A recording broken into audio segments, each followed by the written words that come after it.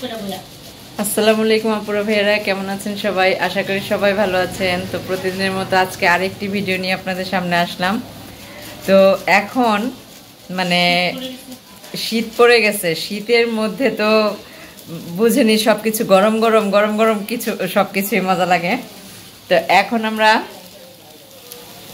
বাসায় চিন্তা করছি যে চালের গুঁড়া দিয়ে চাপটি পিঠা বানাবো। চাপটি পিঠা আর হচ্ছে আপনার কি বলে মুরগির মাংস, না মুরগির মাংস রান্না করব। তো দেখতে থাকুন। এই যে আমি এখানে এখানে যে চালের গুঁড়া কতটুকু আছে, হাফ কেজির মতো আমি চালের গুঁড়া নিয়ে নিছি। দেখেন, এটা আপনারা দোকানে কিনতেই পারবেন, পরিমাণ মতো আপনারা যে যেরকম খাবেন ওই অনুযায়ী আপনারা নিয়ে নেবেন। আমি এখানে হাফ কেজি নিয়েছি।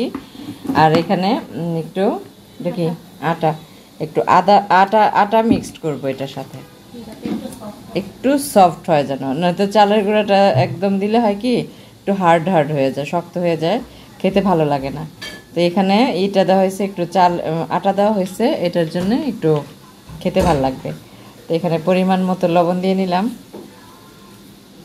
দিয়ে এখানে আমি গরম পানি দিয়ে এটাকে, বলক পাড়া গরম পানি না কিন্তু আপনারা ভাইয়ারা, এখানে দিতে হবে কুসুম কুসুম গরম পানি।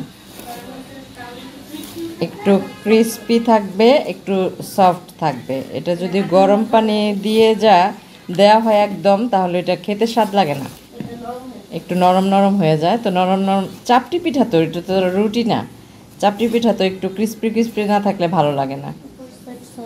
তো আমি এখন আটাটা আর ময়দাটা ভালো করে, চালের গুঁড়াটা ভালো করে মিক্সড করলাম, করে এখানে লবণটাও মিক্সড করছি। এখন পানিটা দিয়ে দেওয়া হচ্ছে, পানি দিয়ে দেওয়া হচ্ছে। এখন এটাকে আমি আর হাতে ধরবো না, এটা গরম পানি, যেহেতু কুসুম গরম পানি হলেও গরম তো, তাই না?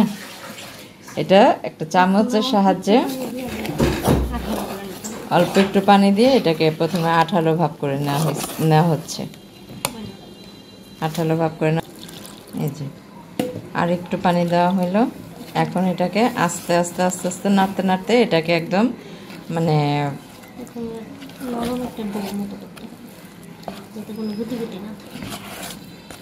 গুটি গুটি যেন না থাকে, এজন্য একটা প্রথমে অবস্থায় নরম একটা ডো করতে হবে। আপনি যদি শুরুতেই নরম ডো করার জন্য আপনি ওই যে বেশি পানি দেন, তাহলে ওইটা কিন্তু মানে ওই আঠালো হবে না, আর হলো গিয়ে আপনার মানে এটা ভালো হবে না, আর গুটি গুটি থেকে যাবে, খেতেও স্বাদ লাগবে না। তো সেই জন্যে এখানে প্রথম অল্প অল্প পানি দিয়ে এটাকে আগে একটু আঠালো ভাব করে গুটি ভাবটা ছাড়াই নিতেছি, ছাড়াইয়া।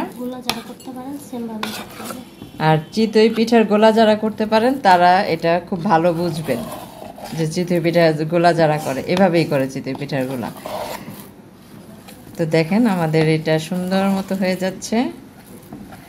মজা করে আজকে ঝাল ঝাল করে মুরগির মাংসটা রান্না হবে, আর হচ্ছে চাপটি পিঠা। ও শুনেই মানে কেমন অন্যরকম একটা স্বাদ লাগতেছে। এখন একটু ঠান্ডা পানি মিক্সড করলাম এটা গোলাটারে পাতলা করার জন্য।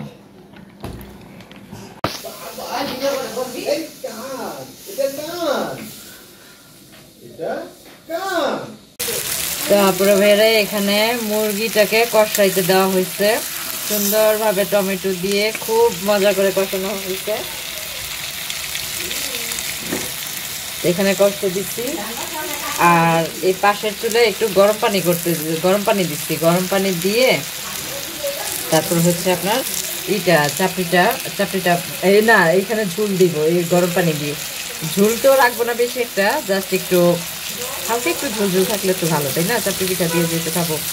তো এটা হইতে থাক। আর হলো আমি আমার এখানে এই যে এটা হচ্ছে আমার ডোটা দেখেন কত সুন্দর হয়েছে, চাইলের গুঁড়ার ডো।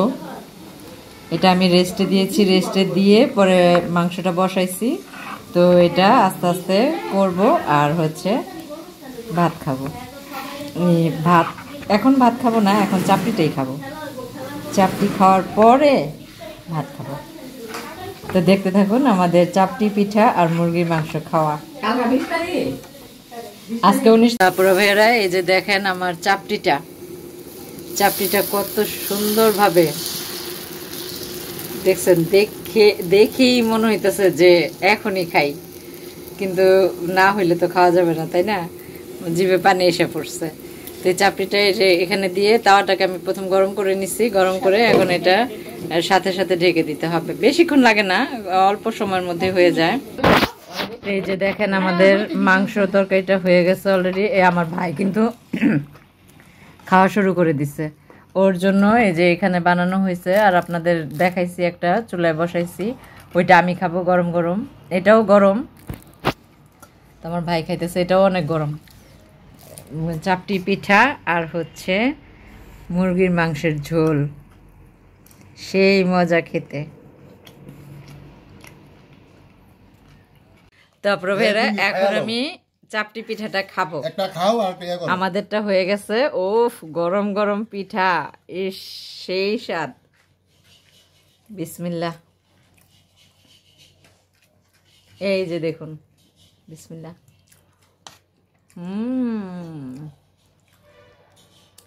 অনেক টেস্ট। এইভাবে আপনারা বানিয়ে খাবেন।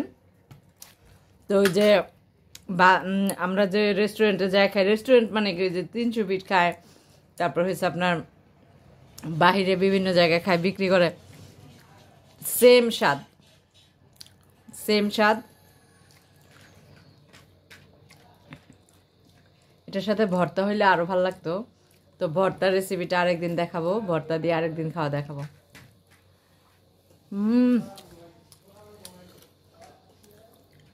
একদম পারফেক্ট,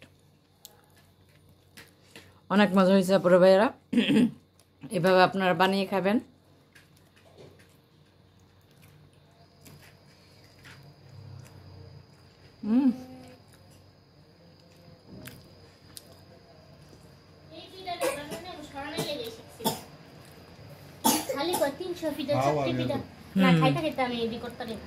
একবারে খাইয়া পরে সাল বাইকটা দিয়ে পর্যন্ত দেখছি, ট্রাই করে দেখছি কতভাবে, আমার 300 ফিট ফেল।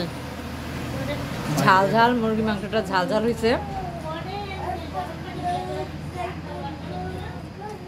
অনেক মজা হয়েছে, অনেক। খাও, বিসমিল্লাহ। রুটি খাও।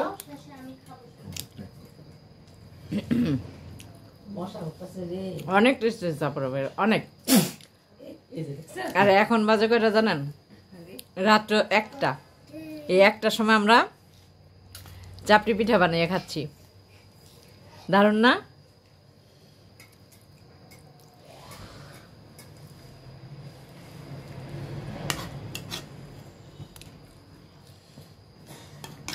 তো আপনাদের ভিডিওটি কেমন লাগলো অবশ্যই কমেন্টের মাধ্যমে জানাবেন, আর ভালো লাগলে অবশ্যই একটা লাইক করবেন, আর যারা ভিডিওটি দেখা শুরু করবেন তারা একটা করে সাবস্ক্রাইব করে ভিডিওটি দেখা শুরু করবেন। আর যারা সাবস্ক্রাইব করেছেন আমাকে কমেন্টের মাধ্যমে জানান, তাদেরকে অসংখ্য অসংখ্য ধন্যবাদ, অসংখ্য ধন্যবাদ।